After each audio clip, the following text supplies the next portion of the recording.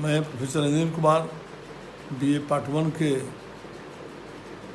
गत दिन part paper 2 के प्राचीन इतिहास शास्त्र के विद्यार्थियों को मैं बता रहा था संस्कार विषय पर कि उपयुक्त वातावरण में असाधारण लाभ लोगों ने पाए। उनके विवरण निम्नानुसार है जो पिछली बार हम बताने का कार्य करना था। पहला, पुष्पंबन संस्कार परंपरा के अंतर्गत भावी माता पिता को यह तथ्य समझाए जाते हैं कि शारीरिक मानसिक दृष्टि से परिपक्व हो जाने के बाद समाज को श्रेष्ठ तेजस्वी नई पीढ़ी देने के संकल्प के।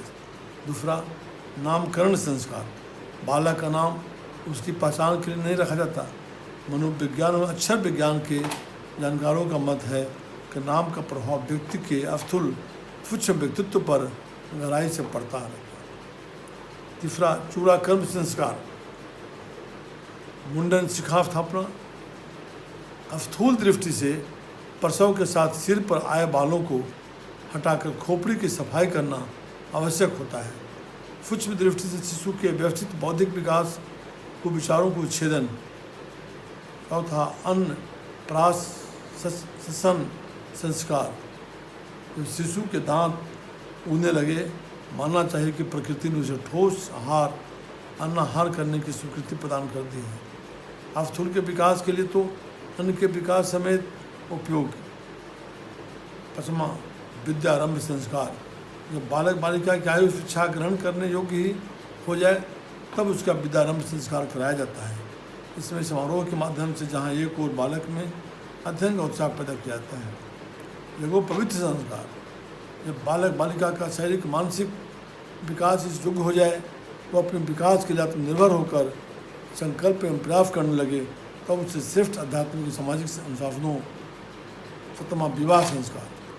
सदगृहस्थ की परिवार निर्माण की जिम्मेदारी उठाने के योग्य शारीरिक मानसिक परिकल्पना परिपक्वता आ जाने पर युवक युवतियों का विवाह संस्कार कराया जाता है। भारतीय संस्कृति के अनुसार विवाह। आठवां, वानप्रस्थ संस्कार। गृहस्थ की जिम्मेदारियां का शीघ्र करके उत्तराधिकारों को अपने कार्य सौंपकर अपने व्यक्तित्व को धीरे धीरे सामाजिक उत्तरदायित्व परमार्थिक कार्यों में पूरी तरह लगा देने। अंत्येष्टि संस्कार। मृत्यु जीवन का एक अटल सत्य है। इसे जरा जीर्ण को नवीन स्फूर्तिवान जीवन में रूपांतरित करने वाला महान देवता भी कह सकते हैं। जीव चेतना एक प्रक्रिया के अंतर्गत है। मरणोत्तर संस्कार। मरणोत्तर जीवन का एक अबाध प्रवाह है। काया की समाप्ति के बाद भी जीव यात्रा रुकती नहीं है। आय का क्रम भी भली प्रकार सही दिशा में चलता रहे, इसे हेतु मरणोत्तर कहते हैं। जन्म दिवस संस्कार। मनुष्य को अन्य प्राणियों में सर्वश्रेष्ठ माना जाता गया है। जन्म दिवस पावन पर्व है जिस दिन स्रष्टा ने हमें श्रेष्ठतम जीवन में पदोन्नत किया, श्रेष्ठ जीवन प्रदान करने के हैं।